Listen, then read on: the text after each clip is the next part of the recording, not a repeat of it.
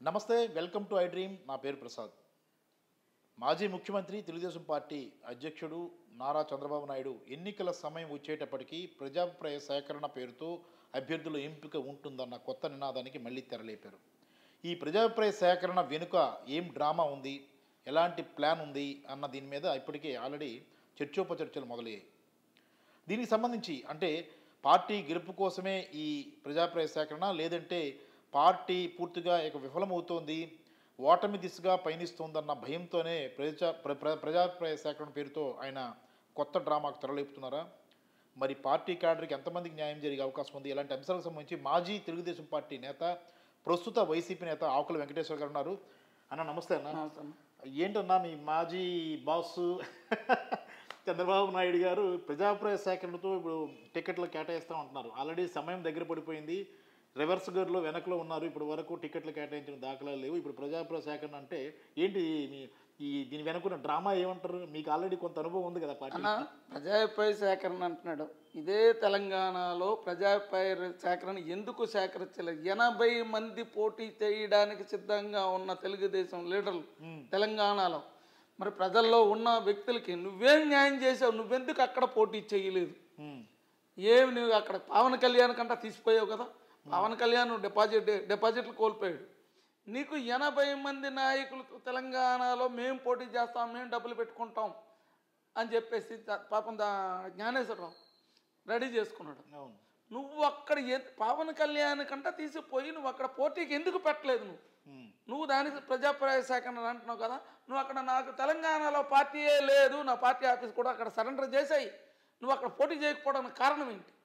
నువ్వు ఇప్పుడు ఇక్కడికి వచ్చి ప్రజాభిప్రాయ సేకరణ అంటున్నావు.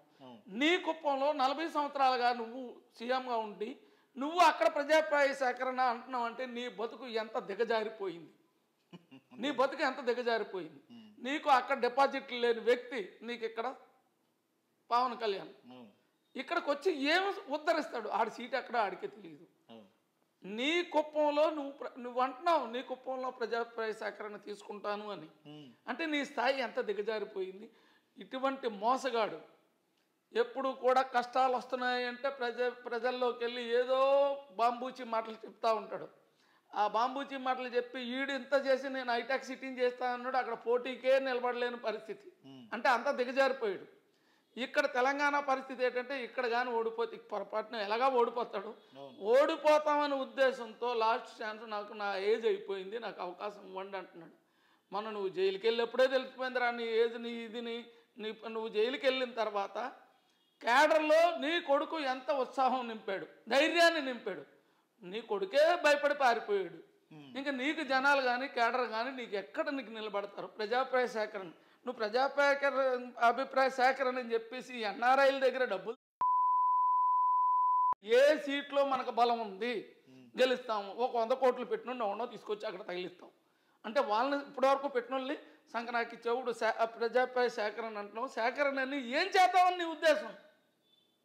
నీ ఉద్దేశం ఏంటి? పబ్లిక్ని మోసం చేస్తున్నావు, ఇటు క్యాడర్ని మోసం చేస్తున్నావు, ఎన్ఆర్ఐలను మోసం చేస్తున్నావు. డబ్బు పెట్టేవాళ్ళని నీకు కావాలా? ఇప్పుడు డబ్బు ఎందుకంటే పవన్ కళ్యాణ్కి సీట్ ఇవ్వాలంటే ఇక్కడ మనం గెలుస్తామంటే ఆడిని సంకనాకిస్తాం. ఆడు అలాగా సంకనాకి పోయాడు, ఆడు ఎక్కడ పోటీ చేస్తాడు అడిగి తెలియదు. డిపాజిట్లు రాని వ్యక్తికి నీకు సపోర్ట్ అంతేంటారా? డిపాజిట్లు ఇక్కడ నేను చెప్తున్నానండి. పవన్ కళ్యాణ్కి ఇచ్చిన సీట్లో ఆడి సీట్ ఆడు ముందుకు వెళ్ళమనండి. పవన్ కళ్యాణ్ అనే వ్యక్తి ఆడి సీట్ ఆడు గెలిస్తే చంద్రబాబు నాయుడికి సపోర్ట్. ఇండిపెండెంట్ ఎవడన్నా పోటీ చేతి గెలుస్తారండి. ఈడేందండి మా కాపులు మా దీన్ని చెడబుట్టాడు, వాడికి తాకట్టు. నేను ఒరే నాయనా నేను ఆడి దగ్గర మోసపోయాను రా, ఆడి మాటలకు నమ్మవద్దురా అని చెప్పేసి నేను మొత్తుకుంటున్నా ప్రతి దీనిలో. అవును, పవన్ కళ్యాణ్ మీరు చెప్తున్నారు, నేను చంద్రబాబు వాళ్ళు మోసపోయిన మీరు చెప్తున్నారు. అదే సామాజిక చంద్రబాబు నాయుడు నాకు మోసం చేయలేదని చెప్పమనండి ఆడి కొడుక్కి. ఆడికి నేను సవాళ్ళు ఇస్తున్నా. అరే నీకు ఇంకో నేను ఏ కేసుల్లో నేను చంద్రబాబు నాయుడు వెనకాల ఏం లేను, పార్టీ కేసులే కదా. 33 సంవత్సరాలు పనిచేసి జూబ్లీహిల్స్లో జెండా కట్టి జూబ్లీహిల్స్లో పోటీ చేస్తే నాకు ఇచ్చిన విలువేంట్రా నువ్వు? నిన్ను నమ్ముకున్నాడు నాకే ఇవ్వలేదు. ఇప్పుడు పవన్ కళ్యాణ్ అనేవాడు సంకనాకుతున్నావు. ఆడు సంకనాకితే ఆడేమైనా ఇక్కడ ఎన్ని సీట్లు తెస్తాడు? నీకు తెలంగాణలో డిపాజిట్లు కోల్పోయాడు, నువ్వు ఇచ్చిన సీట్లు అన్నీ సంకనాకిపోతాయి. అయినా నీకు ఒకటే చెప్తున్నా, ప్రజల్ని పబ్లిక్ని మోసం చేసి ఎన్నాళ్ళు బతుకుతావు? నువ్వు క్యాడర్ను మోసం చేస్తున్నావు. నీకు నిజంగా దమ్ముంటే జగన్మోహన్ రెడ్డి లాగా నువ్వు సీట్లు ఇవ్వరా? ఆయన నమ్ముకున్న వాళ్ళు ఆయనకి సీట్లు ఇచ్చి ఈరోజు 151 సీట్లు సాధించాడు ఆయన. ఈరోజు ఆయన చేసిన పథకాలని జనాల్లోకి వెళ్ళి ప్రజలు జగన్మోహన్ రెడ్డి రాజశేఖర రెడ్డి కొడుకు అంటే ఏంటనేది ప్రూవ్ చేసుకున్నాడు ఆయన. ఆయన కాళ్ళకు గోటికి సరిపోయిన ఈ లోకేష్ సైకో అని మాట్లాడతాడు. ముందు నువ్వు ఆ సైకో అనే మాటను విత్డ్రా చేసుకొని జాగ్రత్తగా ఉంటే పర్వాలేదు. లేదనుకుంటే చంద్రబాబు నాయుడు నీ కొడుకు తాట ఎక్కడ తీయాలి అక్కడ తీస్తా. మళ్ళీ జగన్మోహన్ రెడ్డిని సైకో అనే పదం వస్తే అన్న ఇంకోటన్నా, ఇప్పుడు చంద్రబాబు గారు జైలుకి వెళ్ళినప్పుడు ఓదార్పు యాత్ర అనేది ఒకటి ప్రారంభించారు. చంద్రబాబు గారు సతీమణి భువనేశ్వరి గారు చాలామందిని వెళ్ళి కలుస్తాను, వారందరికీ కూడా సహాయం అందిస్తాము, చాలామంది చనిపోయారు జైలుకి వెళ్ళిన నేపథ్యంలో చెప్పారు. ఆ ఓదార్పు యాత్ర కూడా మధ్యలో ఆగిపోయింది. అంటే దీన్ని బట్టి చూసుకుంటే ప్రజలు అంటే అవసరం వచ్చినప్పుడే ప్రజల దగ్గరికి వెళ్తాం, లేదంటే వెళ్ళము అనే అభిప్రాయం. ఒక్క మాట చెప్పమంటారా, మహానుభావుడు ఎన్టీ రామారావు కడుపును చెడబుట్టింది ఈవిడ. ఎన్టీ రామారావు కడుపుని చెడబుట్టింది కాబట్టే చెప్తున్నా ఈరోజు. ఆ రోజు ఎన్టీ రామారావుకు ఎన్నుపోటు పొడిచినప్పుడు జరిగిన నష్టానికి ఈవిడ ఏం మాట్లాడింది ఈ మొగుడుతో, మా నాన్నగారిని ఎందుకు ఆ విధంగా చేస్తున్నాను ఆ రోజు అడగలేకపోయింది. ఈ రోజు ఈ భర్త జైలుకి వెళ్ళేటప్పటికి పాదయాత్రను మొదలుపెట్టింది, బస్సు యాత్రని. ఎంతమంది చనిపోతే నువ్వెంతమందికి నువ్వు ఏ విధమైన న్యాయం చేసావు? నీకు రాజకీయ విలువలు ఉంటే మీ నాన్న పరువును నువ్వే తీసావు. స్వయంగా నువ్వు ఎన్టీ రామారావు కడుపును పుట్టడమే నువ్వు చేసుకున్న దౌర్భాగ్యం. మీ నాన్నకి ఎంత అన్యాయం జరిగితే ఆ రోజు నువ్వు నిలదీయలేని దానివి. ఈరోజు నీ భర్త జైలుకి వెళ్ళిన తర్వాత బస్సు యాత్రను ప్రారంభించావు. 300 మంది అంత చనిపోయారు అన్నావు. ఎంతమందికి నువ్వు న్యాయం చేసావు? స్వయంగా కలలేదు ఇంకా చాలా. నువ్వెంతమందికి న్యాయం చేసావు? మరి ఇప్పుడు నీ భర్త బయటకు వచ్చిన తర్వాత నువ్వెందుకు ఇంట్లో కూర్చున్నావు? అప్పుడు ఆమె ఇచ్చిన వాళ్ళందరికీ వెళ్ళి నువ్వు చెక్లో నువ్వు సాయం చేస్తున్నావు, నువ్వు సాయం చేయలేకపోతున్నావు? ఎన్టీ అంటే నీకు ఒకటో చెప్తున్నా అమ్మ భువనేశ్వరి మేడం, నువ్వు పొరపాటుని మళ్ళీ ప్రజల్లోకి వెళ్తే ప్రజలే నిన్ను తిరస్కరిస్తారు. ఎందుకంటే ఎన్టీ రామారావు కూతురిగా నీకున్న గౌరవం మర్యాదలు పోతాయి, ఆల్రెడీ పోయినాయి. ఆ గౌరవ మర్యాదలు నిలబెట్టుకోవాలంటే నువ్వు ఇచ్చిన ప్రామిస్ నిలబెట్టుకో. నువ్వు నిలబెట్టుకోకుండా క్యాడర్ను మోసం చేసి చనిపోయిన వాళ్ళకి నేనేదో సాయం చేసేస్తాను తిరిగేస్తాను అని చెప్పేసి అంటే నీ భర్త ఎంత దుర్మార్గుడో నేను దగ్గరుండి స్వయంగా తీసిన నేను ఒక బాధితుడిని. నాకు మీరేం సాయం చేయగలరు?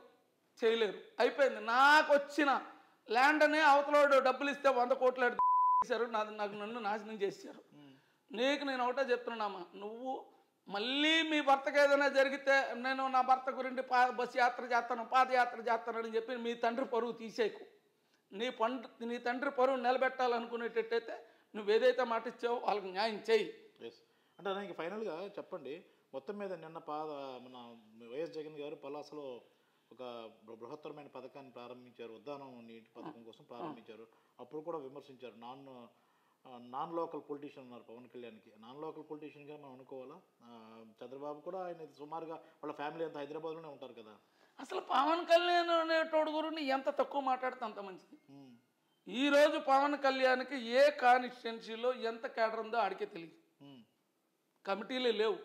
వీళ్ళేదో ఆ ఫ్యాన్ షోలో మా హీరోయిజం ఉంటుంది కదా, ఆ ఫ్యాన్ షోలు చెప్తే ఏమండి కోదాడలో మీటింగ్ పెడితే 8,000 మంది వచ్చారండి. వచ్చిన ఓట్లు ఎన్నండి? 2015 150. ఏమన్నా బరి లెక్క కంటా తీసిపోయాడండి వీడు. ఇంకా ఆడిని పవన్ కళ్యాణ్ గురించి ఒకటి, అసలు పవన్ కళ్యాణ్ ఎక్కడి నుంచి పోటీ చేస్తారో చెప్పమనండి. ఇక్కడ పోటీ చేసిన మందికి ఎంతమందికి డిపాజిట్లు వస్తాయో చెప్పమనండి. గెలుపు పక్కన పెట్టండి. ఎంతమందికి డిపాజిట్లు వస్తాయో చెప్పమనండి. నిరూపించుకున్నారు కదా తెలంగాణలో. ఇంక ఇక్కడ పవన్ కళ్యాణ్ గురించి ఎక్కువగా మాట్లాడుకోవడం ఏంటండి? ఇప్పుడు చంద్రబాబు నాయుడు గత్యంతరం లేక పవన్ కళ్యాణ్, అదే పవన్ కళ్యాణ్ బండబూతులు తిట్టాడు లోకేష్ని చంద్రబాబుని. మామూలు తిట్లు కాదు అది. ఊగిపోయేవాడు. అవును కరెక్టే. ఊగిపోయేవాడు. మరి పవన్ కళ్యాణ్ సంకనాకుతున్నారేంటి అంటే అంతకన్నా ఇప్పుడు పవన్ కళ్యాణ్ సంకనాకడానికి కారణం ఏంటంటే ఆడు ఏదో ఓట్లు పడిపోతాయి, ఆడికే డిపాజిట్లు రావు, మీకేం ఉపయోగపడతాడు రా. పవన్ కళ్యాణ్ గురించి ఎంత తక్కువ మాట్లాడుకుంటుంది మంచిదండి. రైట్. మొత్తం మీద అయితే ప్రజాప్రయ సేకరణ అనేది కంప్లీట్గా ఒక మోసానికి 100% 1000% మోసానికి తెరదించిందే. ఇప్పుడు తెలంగాణలో పార్టీ మూసేసుకున్నాడు. ఇప్పుడు ఆంధ్రాలో ఇదిగా నడితే మనోడితో లోకేష్ గారు పాలనుకోవాలా, మనోడితో ఇడేమో ఆడుకోవాలా. అంతేనా? 100% నేను చెప్తాను కదా, తెలంగాణ క్యాడర్ కంటే ఇక్కడ ఏమైనా క్యాడర్ ఉందండి? వీడు ఎంతమందిని మోసం చేస్తారండి? వీడు వెనకాల తిరిగినుండే కదా.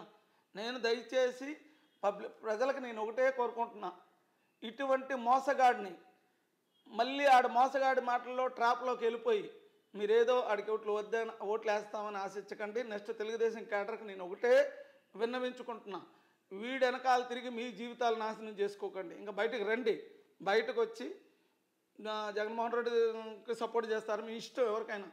కానీ ఒకటి, పథకాలు అనేది ప్రజలకి అందుబాటులోకి తీసుకొచ్చింది జగన్మోహన్ రెడ్డి. 100కి 99%, నేను ఇంతకుముందు 98 అన్న, 99% అమలు చేసి తీరాడు. కాబట్టి అన్ని కులాలని సమానంగా కలుపుకెళ్ళి అందరికీ న్యాయం చేసిన వ్యక్తిగా చెప్తున్నా, చంద్రబాబు నాయుడికి దమ్ముంటే నేను ఈ పథకం నేను సక్సెస్ చేశానని చెప్పమనండి. ఆయనకంటే ఒక పథకం లేదు, ఆయనకంటే ఒక పథకం లేదు. ఈయన ఆ పథకాలకి పబ్లిక్కి ఆకర్షిస్తున్నాయి. ఈయన దగ్గర ఉంటే అందరికీ న్యాయం జరుగుతుందనే ఉద్దేశంతో నేను వైఎస్ఆర్ కాంగ్రెస్ పార్టీలో చేరడం జరిగింది. నేను క్యాడర్ కానీ పబ్లిక్ అండ్ వాటర్ మహేశాలు కానీ చెప్పవలసింది ఒకటే, చంద్రబాబు నాయుడు మోసాలకు మీరు బలిపశు అవ్వద్దు. రైట్ అన్న, థ్యాంక్ యూ అరవింద్. ఇది విన్నాం కదా, ఆకుల వెంకటేశ్వరరావు ఫైర్ బ్రాండ్. మొన్నటి వరకు తెలుగుదేశం పార్టీలో ఉండి అక్కడ బలై వైసీపీలో చేరారు. ఆయనైతే తెలుగుదేశం పార్టీ క్యాడర్ను, నాయకుల్ని, క్రియాశీల కార్యకర్తలని వేడుకుంటున్నారు. మరోసారి చంద్రబాబు మాయలో పడకండి అని కూడా చెప్తున్నారు. ప్రజలకు కూడా విన్నవిస్తారు, పొరపాటున చంద్రబాబుకు ఓటు వేస్తే అది మురిగిపోతుంది, ఉపయోగపడదు అనేది కూడా స్పష్టంగా చెప్తున్నారు. ముఖ్యంగా పూర్తి స్థాయిలో ప్రజాభివృద్ధికి కృషి చేస్తున్న జగన్మోహన్ రెడ్డికి సపోర్ట్ చేయండి అంటూ కూడా విన్నవిస్తున్నారు. మరోవైపు చంద్రబాబు నాయుడు ప్రజాప్రయ సేకరణ అనేది పెద్ద మాయాజాలం. అది కేవలం టిక్కెట్లు తమ వారికి ఇచ్చుకోవాలి, ఎవరైతే తమ కోసం కష్టపడిన వారు కాకుండా తమ వెనక డబ్బులు పెట్టే వాళ్ళని టికెట్లు ఇచ్చుకోవాలన్న ఒక ముందస్తు ప్లాన్తోనే ఇదంతా చేస్తున్నారు. ఇందులో చాలా గమ్మత్తు ఉంది. ఇది ఖచ్చితంగా బూమ్రాంగ్ అవుతుందన్న అభిప్రాయాన్ని కూడా ఆయన వ్యక్తం చేస్తున్న పరిస్థితి కనిపిస్తుంది. కెమెరామెన్ మూర్తితో ప్రసాద్, ఐడ్రీ మీడియా, విశాఖపట్నం.